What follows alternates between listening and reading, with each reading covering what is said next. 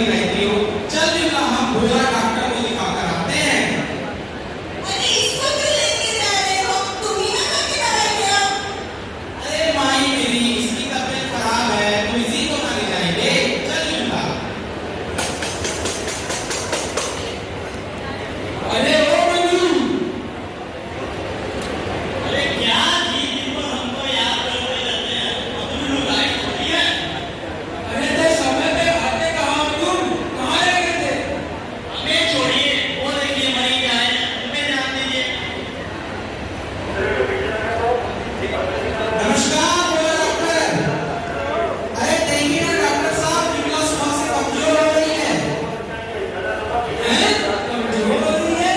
अच्छा वो कुर्सी पास करनी है क्या? नहीं नहीं ये दवा खा लो, एकदम सही हो जाएगा सब कुछ। अरे डॉक्टर पर इसको खाना कैसे है? ए यार, दिल मेरा टूट गया जब मुझने इसकी गोली। दिल मेरा टूट गया जब मुझने इसकी गोली। अरे सुबह शाम लीजिए, देख गोली। जी डॉक्टर साहब, चलो विमला। कुछ दिनों बाद भोला बाबा के लिए उन दवाइयों का विमला पर दिखा असर और दिखे कुछ दुष्प्रभाव। अजी सुनिए ना, मेरा कान लाल हो रहा है। अरे कहाँ हो गया? कहाँ खड़ी हो? टमाटर जैसे लाल पड़ रही हो। अरे देखिए ना क्या हो गया है। लगता है भोला डॉक्टर की दवाई का असर है। चलो भोला डॉक्टर को दिखा कर आते हैं। दवाइयों के दुष्प्रभाव से डरकर रमेश और विमला पुनः भोला बाबा के पास जाते हैं।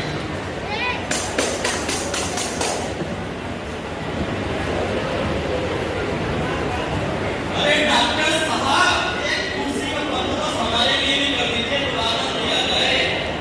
अच्छा कुर्सी चाहिए? हाँ बुढ़िया, जाओ बाहर पुलिस में को लेके आओ। कुर्सी चाहिए। भोला डॉक्टर देखिए ना विमला को क्या हो गया है। आपकी दवाई से विमला लाल पड़ गई है। हैं? लाल पड़ गई है? मैंने तो यार बिल्कुल सही दवा दी थी। लगता है इसने कोई गलत दवा खाई होगी, तभी ये हुआ है। इसकी ही गलती है कोई। अरे नहीं डॉक्टर साहब, आप जो दवा देंगे तो वही लिए हैं, उसी से हुआ है। अरे चुप रहो तुम। डॉक्टर आपे की दवाई से हुआ है। अरे नहीं हुआ है मेरी दवा से, आपकी ही दवा से हुआ है। मेरी विमला लाल पड़ गई है। अरे हो ही नहीं सकता मेरी दवा से, आपे की दवा से हुआ डॉक्टर साहब। हर बुजुर्ग बाहर निकले सब तू टाइम को नहीं करता है।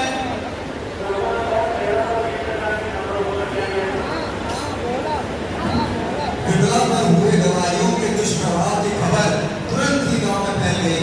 इतना ही होना था, गांव में फैल गई अफवाहें।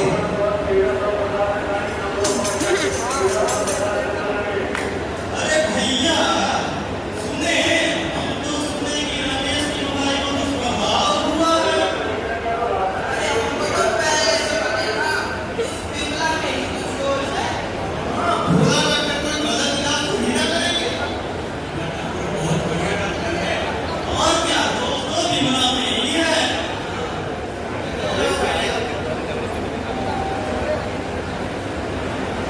अब कोई उम्मीद न दिखते हुए आखिर में रमेश विमला को लेकर गांव के सरपंच जी के पास जाता है।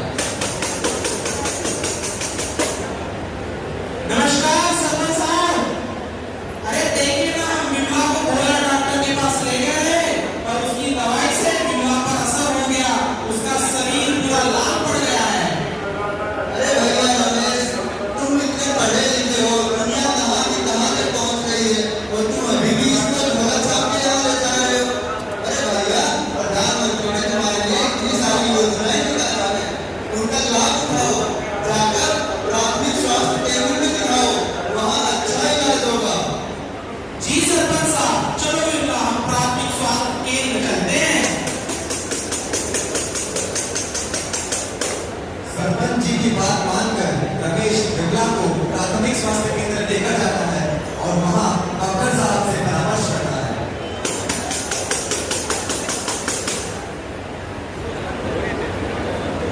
क्या हुआ बताइए। अरे डॉक्टर साहब,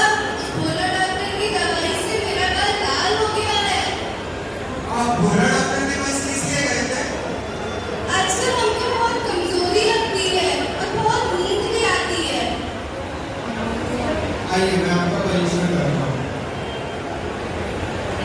मेडिसिन दिया था उसका आइडिया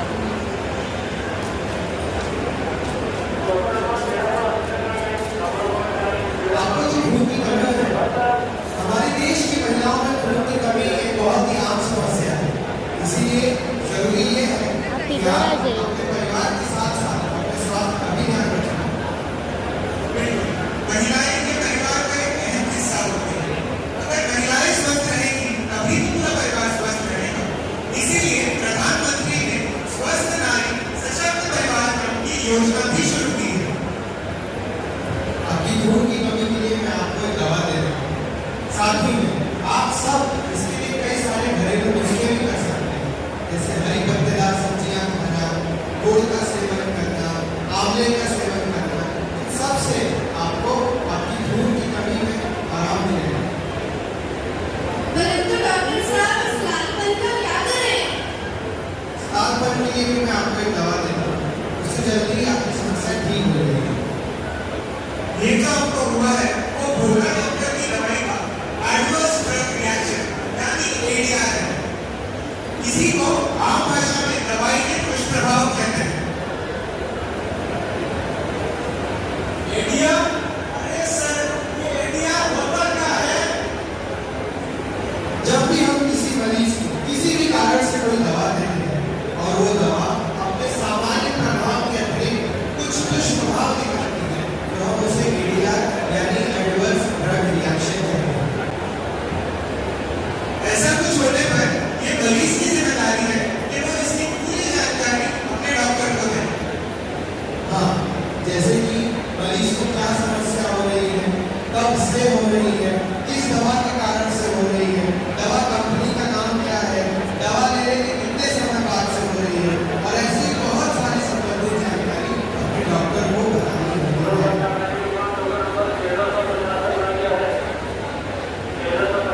अरे,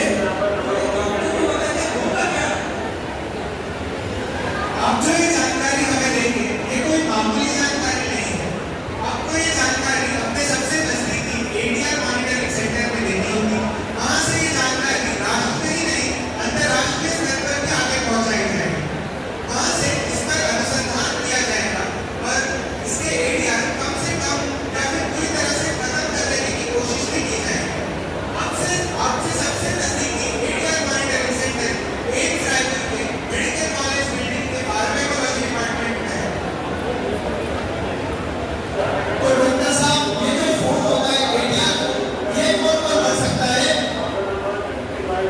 ये form doctors, nursing officer, paramedics, इतना ही नहीं तो मरीज भी कर सकते हैं। मरीजों द्वारा भरे जाने वाले फॉर्म का रंग नीला होता है। अरे पर डॉक्टर साहब, ऐसा फॉर्म भरने से होगा क्या? इससे होगा ये कि जो भी दुष्प्रभाव हुए हैं उसकी जांच की जाएगी और उसका कारण पता लगाया जाएगा। कमी जानने पर इसकी सूचना दवा कंपनी को दी जाएगी और उन्हें निर्देश दिए जाएंगे कि इससे संबंधित कार्रवाई करें। अधिक दुष्प्रभाव जानने पर इस दवा को मार्केट से हटाया भी जा सकता है। बिल्कुल, ऐसी कई दवाइयां हैं जिनके दुष्प्रभाव हमें पता चले पर भी वो दवाइयां अपने मार्केट से हटवानी होंगी। तो डॉक्टर साहब, इसका कोई और आसान तरीका भी जरूर होगा। बिल्कुल, इसका आसान तरीका है। सरकार ने आप सभी के लिए एडीआर रिपोर्ट करने के लिए एक टोल फ्री हेल्पलाइन नंबर जारी किया है, जो है 1800-180-3024। सब मेरे साथ कर रहे हैं। 1800-180-3024। यही नहीं, इसके अतिरिक्त सरकार ने आप सभी के लिए एडीआर रिपोर्ट करने के लिए एक ऐप भी जारी किया है, जिसका नाम है एडीआर पीडीपीएम। ये ऐप प्ले स्टोर और ऐप स्टोर दोनों पर मुफ्त में उपलब्ध है।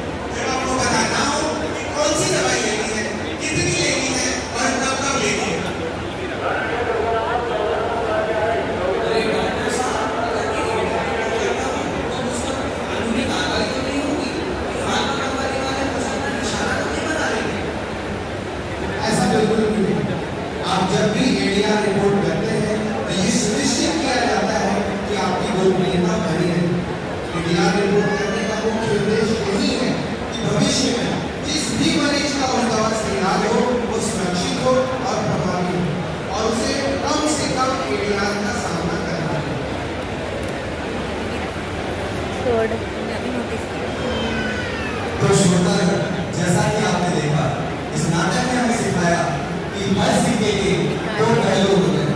उदाहरण के तौर पर जल, वायु, अग्नि हमारे लिए ईश्वर के वरदान से कम नहीं, परंतु यही जब बाढ़, आंधी या कहीं आग लग जाने का रूप धारण कर लेती है तो हमारे लिए आपदा बन जाती है।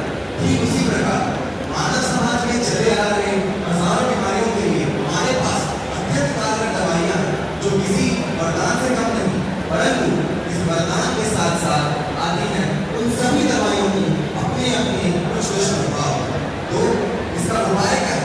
इसका उपाय यह है कि दवाइयों का सबसे सफल उपयोग तभी है जब सही दवाई सही मरीज में सही मात्रा में सही माध्यम से सही समय पर तथा उचित दस्तावेजों के साथ दी जाए। और इसमें जितनी भूमिका डॉक्टर की भी है उतना योगदान आप सभी का भी बनता है कि आप